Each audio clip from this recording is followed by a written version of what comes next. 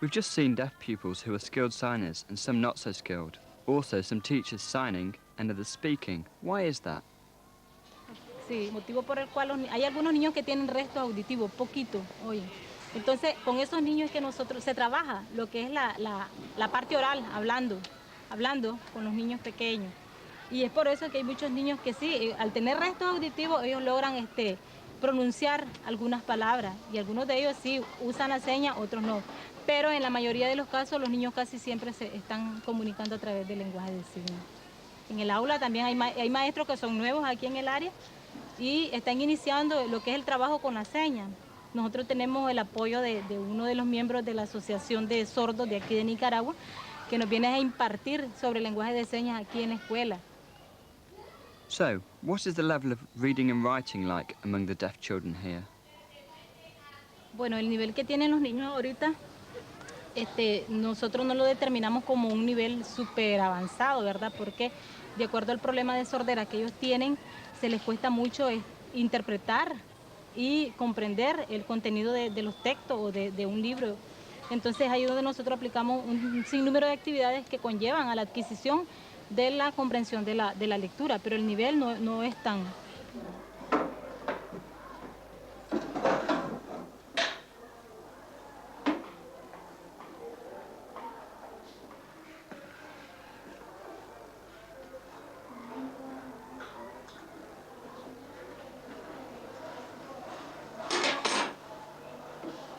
Los niños son atendidos aquí desde el preescolar a sexto grado, pedagógicamente hablando, y luego son atendidos en los talleres laborales, donde se les enseñan a ellos algunas habilidades, se les desarrollan algunas destrezas o habilidades en cuanto al uso de mecate, de barro, aguja, hilo, actividades básicas para el futuro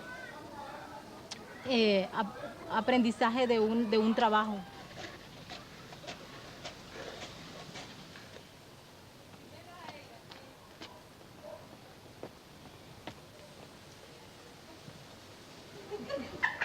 Tomáchele. Aquí lo tengo. Ah, bueno. No, déselo.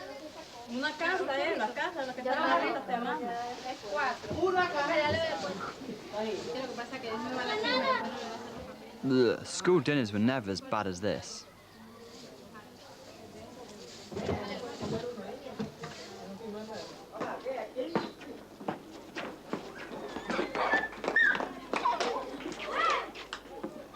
Look into the viewfinder and watch the cartoon, and then I will film you.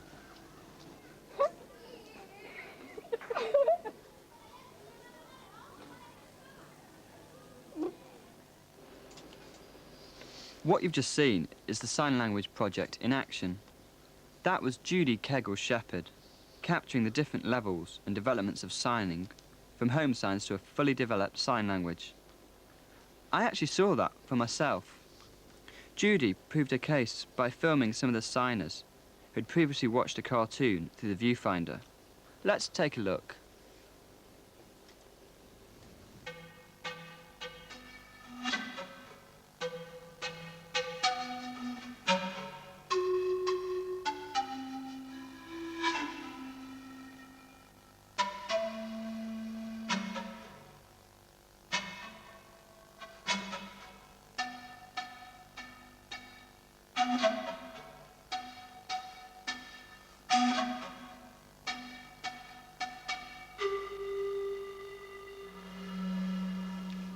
After each filming, Judy asked the child who had viewed the cartoon to sign it whilst Judy would record it on video. Just take a close look and watch carefully how the signing changes and swings from pidgin to a language.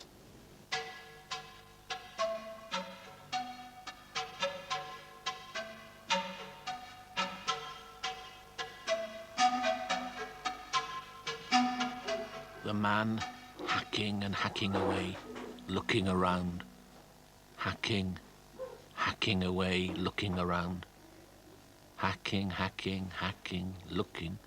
Got to the top, see bird, tumble down, pick up feathers. Hacking. Looking around, pleased with himself. Hacking. bird flying all around. Low. Man tried to fly, tumbled down, downhill.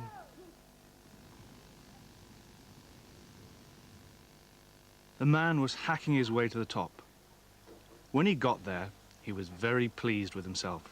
I've done it! Then he saw a bird flying close by, and he thought to himself, I can do that. He put feathers on his arms and jumped, but he fell down the hill all the way to the bottom, finally bumping his head.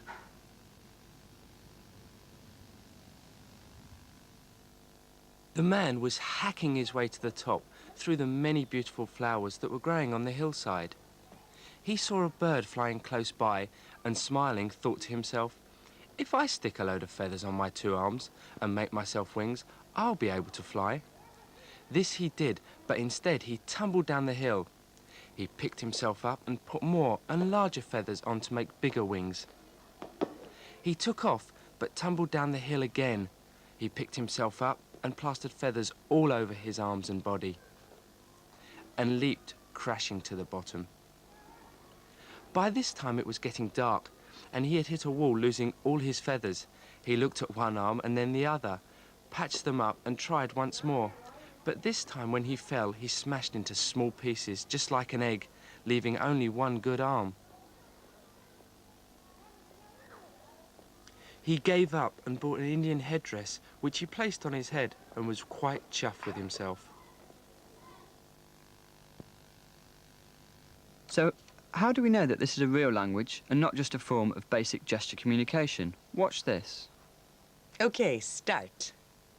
The man with the crooked nose placed his hand in his trouser pocket and offered to give the money to the poor man. Okay, stop there. I can see that Barney is using a lot of structure, like, for example, the poor man. He actually is using nouns and adjectives. If you go back to Pigeon, the deaf person would have just signed hand and pocket, turn and shift the body around. Barney doesn't do that. He's using a full and comprehensive language. See the facial expressions and the sign for crooked nose? The signs tell us not only that it's crooked, but the shape of the nose, what we term specifies. Let's continue. After placing the money in a tin, the man saw a woman who was saying she was poor and was begging for money. So he put his hand into his pocket and had to really dig deep down to pull out a coin. Hold it there. Did you see how he draws the money out of his pocket? A home signer would just pull it out like this, just holding the money. But Barney, by using what we call a classifier, tells us not only how he takes the money out of his pocket, but in fact that it is a coin.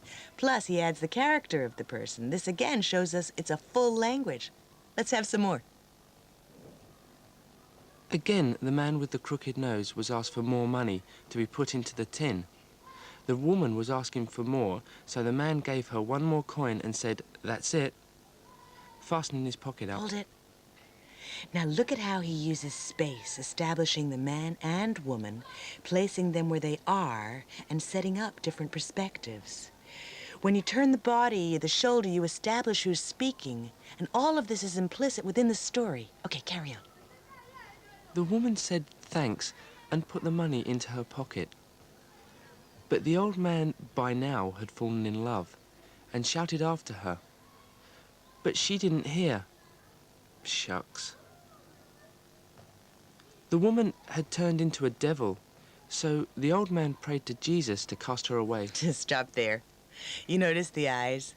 He uses eye contact with me to establish the important points of the story.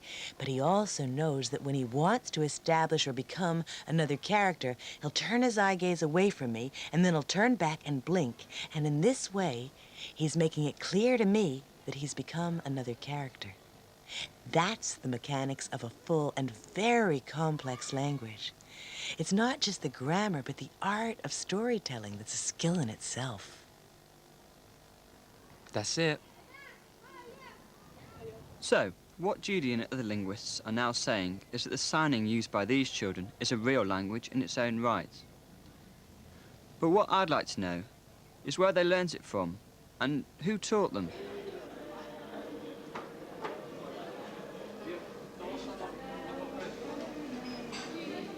I've been wanting to ask you a question since the very first day I came here. How is it that language develops, and where does it come from? Where from? People think we learn a language from our parents or from a book or that we store it, but this is not the case. It's from our minds. It's something innate that we're born with. Our preconceptions on how language develops from the brain, the mind, it's an interesting question for discussion. Many people have, over the years, tried to analyze how language develops. And here was a place to try to find the answer, because here, for the first time, was a situation where there seemed to be no language. But we knew there was a language, so we had to look at that community where it developed. Okay, supposing that's true, why didn't the children develop a sign language 30 years ago? Good question. That was an important discovery. Here, it's not just handed down from generation to generation. You have to have a special environment. But that in itself is not enough. For example, take a home signer gesturing to his parents. There's no real communication. Another example, you have individual deaf here and there who may have some smattering of signs, but again, not enough. You have to bring them together into a community to create an environment where, although there's no language, there's enough contact for them to share signs and to start the process of learning, and for them to say, oh, yes, I'm learning and borrowing from elsewhere. So you need a community to develop a language. You can't just invent one. So now that the deaf in Nicaragua have a sign language, what's next? Clearly, it has to be disseminated. It needs to spread to other parts of the country. And this is what's happening in Bluefields. At the new school, a community of young deaf children is being assembled from the outlying areas, and these children are reaping the benefits of the work already done in the capital, Managua. In Bluefields, the deaf children are being taught in Nicaraguan Sign Language by their peers, deaf people themselves. They really had to work very hard excavating the ground, making a channel and going down very deep so that they could lay the bottom of the canal. They measured the depth in the same way as when you're on a boat and you use a rope to gauge the depth of water under you. 2 years ago, when I first came to Bluefields and saw a few deaf people, I tried to talk with them, but found it very difficult. They just looked at me with blank faces and were very timid. I tried to encourage them to sign to me, and they signed what I thought was, "Are you deaf?" I said, "Yes." Then they signed, "Ah, he's not deaf, he's hearing." I was dumbfounded, and I said, "Hang on a minute." Then I watched them for 2 or 3 minutes, and it dawned on me. I realized what they were actually saying. When they referred to the hearing person, they would sign, "Yes, he's hearing, able to hear and speak." When they referred to the deaf person, they would sign, "Hearing, no one able to hear or speak." It became clear to me, and I had to respect their way of signing.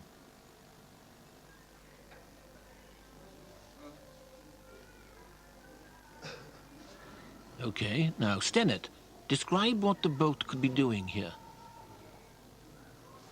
The boat is catching lobsters in baskets, which are then sold around the country. Well, the school originally was the concept of parents with children who are deaf in Bluefields, so that it would be most accurate to say this school is run by the parents of the deaf children right here in Bluefields. So obviously there's been no problem in having those parents send their children. There are other deaf children here in Bluefields. There are deaf children upriver and places like that. And in some cases, parents have been very reluctant. Many parents have refused to send their children at this point. Usually they're waiting for a neighbor to take the plunge. When one neighbor, for example, on Corn Island, sent her child last year and had a very good experience, then this year, 3 more families sent their children, and Next year, we're anticipating more on top of the students we have enrolled now. Where's this? Nicaragua, And where's this? Managua. Okay, show me on the map. Here it is. Sí, bueno. It's very similar to a school, but it does not run a full academic year, although we cover more or less the same kind of academics as best we can. But we only operate during the summers, approximately 3 months, and a winter session, which was in the past 1 month long. We're hoping to extend that. It's really just a question of funding. We run it as many months as we get funding to run the school. And our present budget allows us no more than 4 or 5 months a year. That should change in the future. We will run more along a traditional academic calendar. The whirlpool was just ahead, and the boat was being drawn closer and closer, and they started rowing frantically. Come on, he shouted. They rowed even faster, and the boat began to edge its way up to the side of the edge of the whirlpool, and then dropped over into safe water, and then they relaxed their rowing and were relieved. Do you understand all that, okay? Darby, can you come to the front? They were rowing very hard and got to the top and went over, and they were very relieved.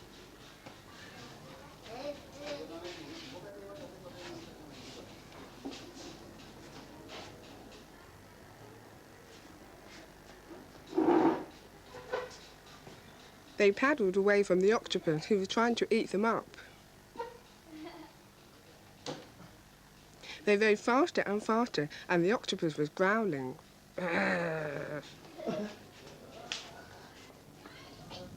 The water was pumped into this extinct volcano years ago.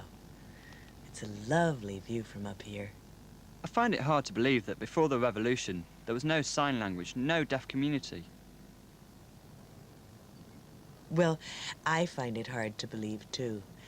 I expected to arrive here and find that we had a sign language and that we had a deaf community. And really, it's hard for many people to believe, but you have to understand history. Deaf people were tied to their homes. They never socialized. They weren't part of the deaf community or the hearing communities, and there was no participation or integration whatsoever. The birth happened here.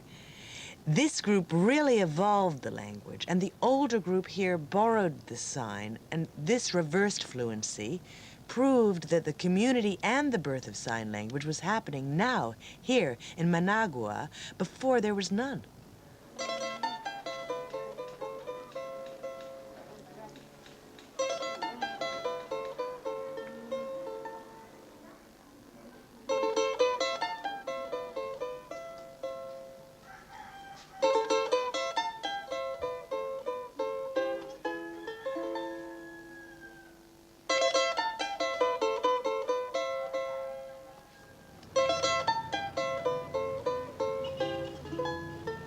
Us coming to Nicaragua has been an exhilarating experience.